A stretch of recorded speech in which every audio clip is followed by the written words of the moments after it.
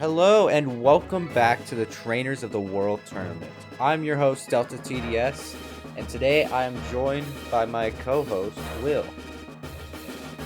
Once again. And today we've got an intense matchup for today. We've got the Pokemon Trainer Green versus the Dojo Matron Honey. Yes, we are hot off the heels of Bruno versus Marshall yesterday's match. Funnily enough, also having a Ditto there on the Mega Lucarios. Now we have Dittos on the Blastoise. Though they are very different Blastoise. One is a Mega, while the other is Gigantamax. Different gimmicks this time, not something we saw yesterday. But what we're also seeing is very diverse teams. Very true. Yes, yesterday's match being a fighting type Ditto. Today we have a lot more variety in these Pokemon. I wonder just what Pokemon these two are going to lead off with. It's definitely a question. You know, something that we have to wonder is do any of these Pokemon on these teams have hazard capabilities? From what I'm seeing, it doesn't look like it.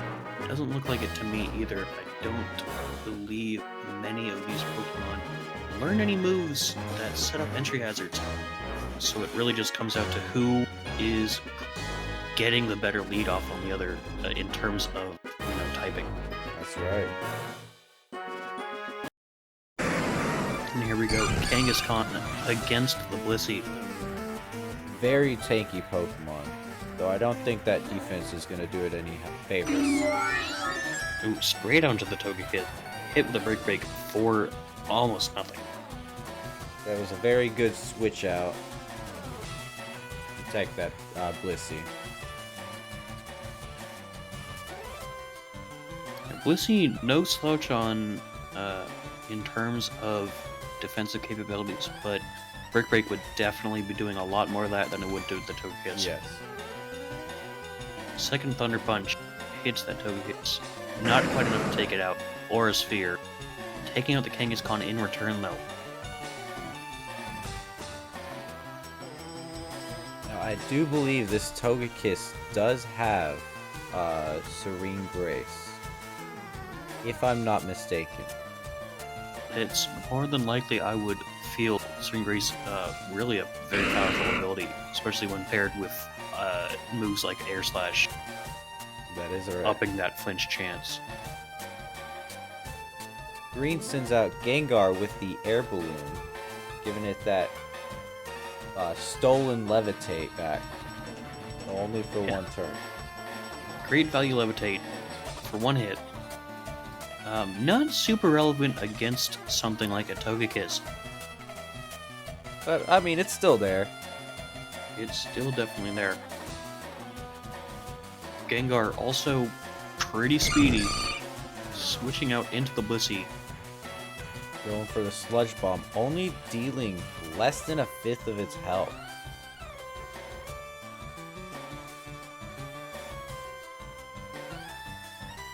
Really makes you wonder what kind of set this Blissey has where it is switching into a threat like Gengar.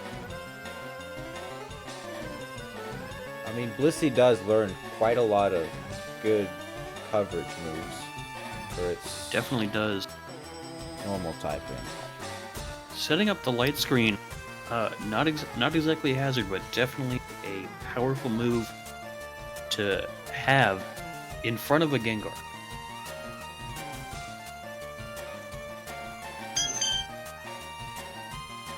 Switching out to Clefable to take that Thunder and gets the Paralysis. Now both Pokemon are status. Blissey with the Burn and Clefable with the Paralysis. But you gotta consider, Blissey is really probably not suffering as much from a burn as Clefable is from paralysis. That is true. Clefable normally outspeeding this Blissey, assuming they are both max speed, which definitely probably not a safe assumption. This not exactly likely this Blissey has a speed investment. Ooh, rough pair of hacks on the Clefable, not being able to hit. Honey switching out to Blastoise, probably gonna Gigantamax it this turn. See our first gimmick Blastoise this turn. First Gigantamax of the tournament. Going for the Max Steel Spike. Almost taking out that Clefable. Almost. Not quite enough, though. Clefable setting up its own light screen. You gotta consider this Blastoise. Got a defense boost from that. Will get a second one here. And take out the Clefable. Their light screen has just ended, so that Blissey does not have the light play. Ooh, interesting choice to send out the Ninetales here. Solar beaming in the sun. Not doing much. G-Max Cannonade. Trapping that Ninetales. For just a Dynamax little bit. is over. Dang, it was 3 turns already? It was. Wow.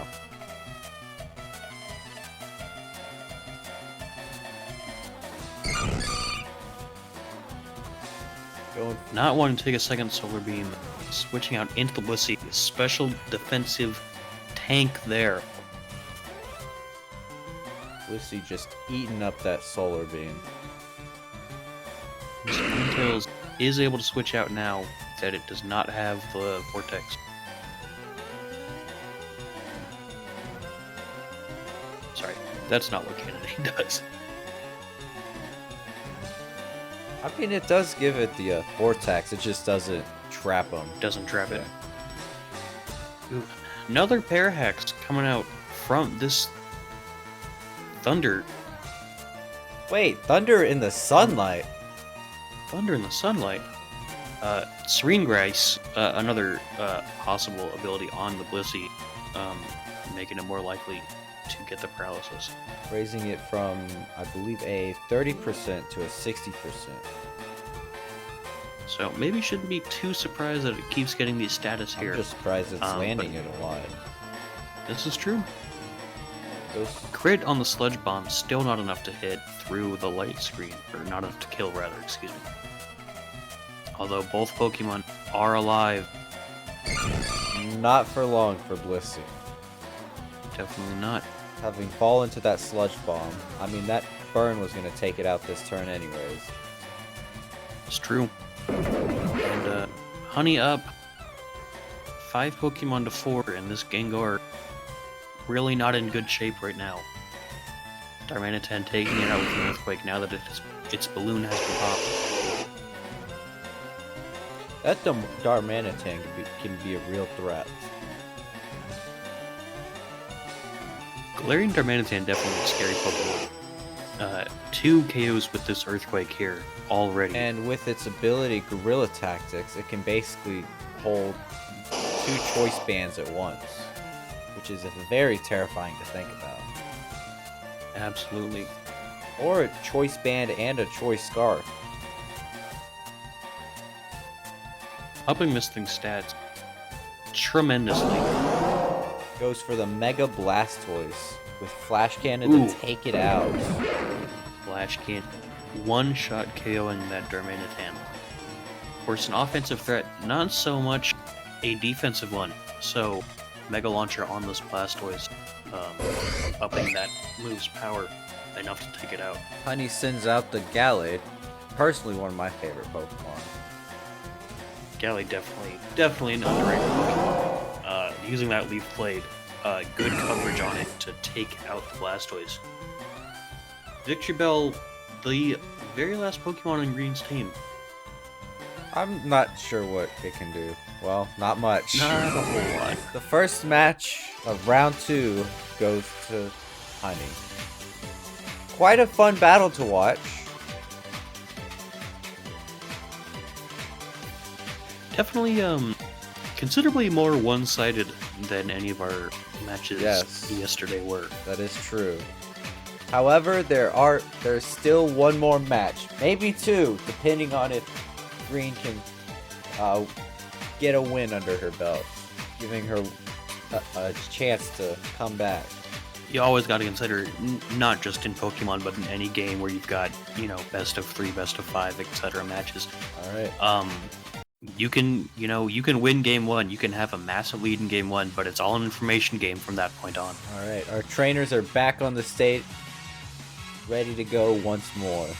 Now, will they go with the same lead? I'm sure Green will have another plan under her sleeve.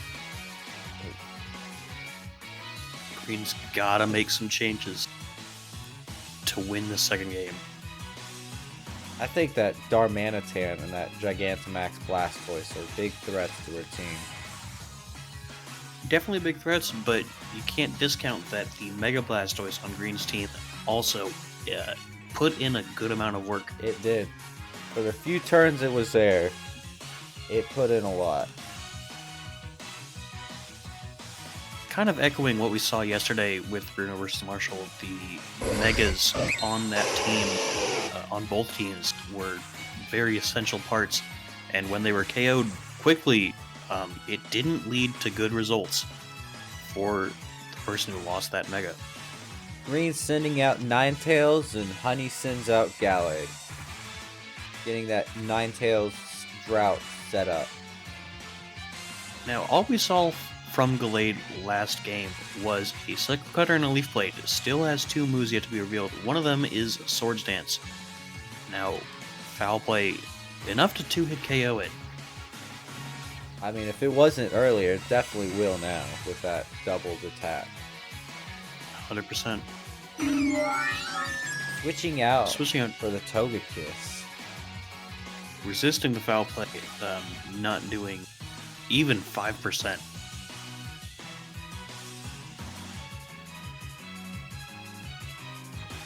Now, I do wonder what Ninetales is going to do here. Because Solar Beam, ooh, switching out to Gengar. Air Slash, a big hit. Curse Body disabling the Air Slash for future turns, though. Remains to be seen how effective that actually is, though. Togekiss, at least having, I believe, Dazzling Gleam was revealed last game, I believe. Yes, Dazzling Gleam and Aura Sphere. That's correct. It does have one more move that it's keeping tucked away for now. Aura Sphere also not going to do anything to this Gengar, of course. Ooh, switching out to Blissey. Blissey poisoned off the Sludge Bomb. Now, it's not toxic, so it's not going to keep ramping up that damage, but this Blissey, both games, just taking that chip damage every turn, burned from the first game, poison now. Just not having a good time at all. Definitely not. Sets up the light screen, though, protecting its team some. I wonder if Clefable will set up its own just like last game. Would definitely be a strong play. Sets up the Reflect instead. Possibly to protect them from that Galarian Darmanitan once it comes out. Definitely probably the thought process there, but this Salazzle Venoshocky on the Blastoise, not doing too terribly much. This Blastoise is definitely scary considering Salazzle is part Fire type. I am predicting a switch out, but to what is the question? Yeah. If it goes into Togekiss, Blastoise could definitely read that and go with the Flash Cannon. Gallade coming back instead. Goes for the Flash Cannon. Not doing too much of this Glade through the light screen. Switching out to Clefable and eats that Leaf Blade. Thanks to that Reflect. That Reflect was definitely a smart play. It definitely was, yes. Now, if it has Light Clay, that's what we'll find out. We definitely saw it last game, but I can't recall off the top of my head. I can't either. Did it or not. Well, we're about to find out.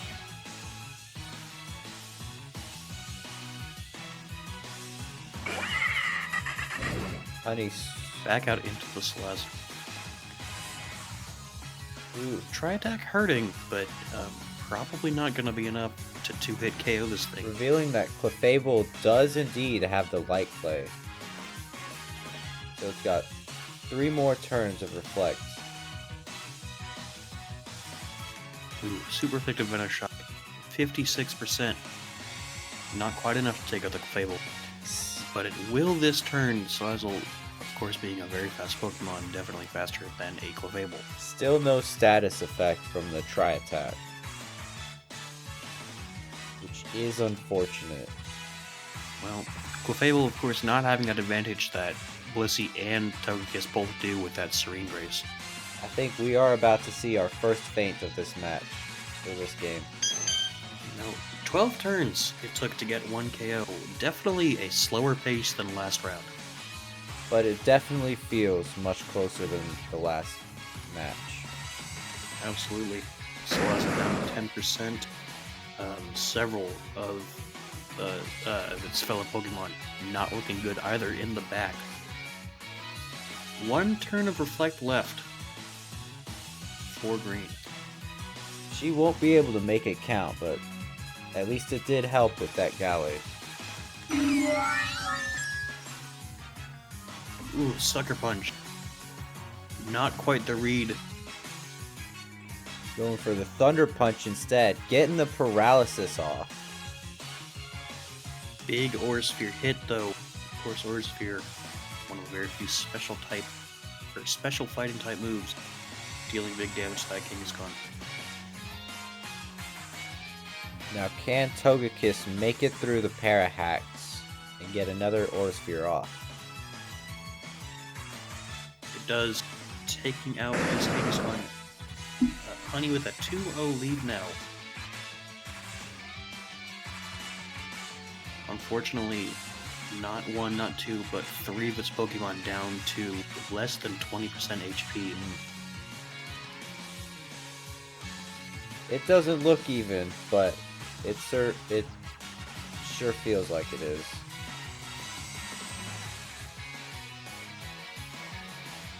You know, a very fast Pokemon such as Gengar, maybe the Ninetales, could definitely come out and take a few KOs here, bring it back into Green's favor. Bringing that entirely within the realm of possibilities. Yes, bringing out that Sun with, I believe, Fire Blast and Solar Beam to help it out. Ooh, Solar Beam, maybe predicting a switch there. I believe she was. Togekiss does stay in. Going for the Dark Pulse. But Togekiss gets paralyzed for the first time. It is just barely holding on. Just to fall this turn. I do wonder what Green's thought process was going for Dark Pulse. Maybe still predicting a switch. Of course, 2 Dark Pulses there, plus the Solar Beam. All of those weak hits, but enough to take it out without getting much retaliation. Green switching out to the Victory Bell. Wondering what she's gonna do with this. Light Screen set back up on Honey's side. Going for the Power Whip to take out that Blissey. Ouch. It's an even game now, once again. And like I've stated previously, both Salazzle and Gallade down below 15% health. Very weak right now. Salazzle could easily take out this Victory Bell. It's almost guaranteed to switch. Flamethrower resisted by the Ninetales. Not enough to take it out. Ninetales, fast Pokemon in its own right, but Salazzle even faster. And with that Sun, it's powering up that Flamethrower, making it even more deadlier. Victory Bell comes back out. Interesting play. You gotta wonder if it has some sort of priority, maybe. Which I'm not even sure if Victory Bell can learn any priority moves. I don't believe so. So I am curious. Going for the Power Whip. Wait! Victory Bell's faster than Salazzle? You know what? Chlorophyll. That's right! That makes so much sense. Ooh! Power Whip in work, but not quite enough to take out the Granite 10, leaving it on 9% health. But then in turn, getting one shot by that Icicle Crash. Victory Bell already doing more work than it did last game. Ooh, Icicle Crash unfortunate. missed, causing its demise. And now we are back to an even match. Honey down to just their Glade on 12%, and this Blastoise right here still has the Dynamax available. Still has her Mega Blastoise in the back. Not as fully healed up, but still ready to go. Gengar going for the Will-O-Wisp to get that burn off. And Blastoise using G-Max Cannonade to trap Green's Pokemon. That is going to be doing a good amount of damage over time for the next 3 turns to this Blastoise. Now, can this Blastoise take out the G-Max one? Body Press. Body Press. Not doing much. No. This Blastoise is looking pretty solidly defensive. That is true. That burn not doing as much as it needs to, because Honey's Blastoise isn't physical. I think. Now this is the last turn of Dynamax, or Gigantamax rather. Hydro Pump only doing 14%. Cannonade coming out again. Does not refresh the damage over time. Honey's Blastoise reverts back to its normal size, standing up against that Mega Blastoise.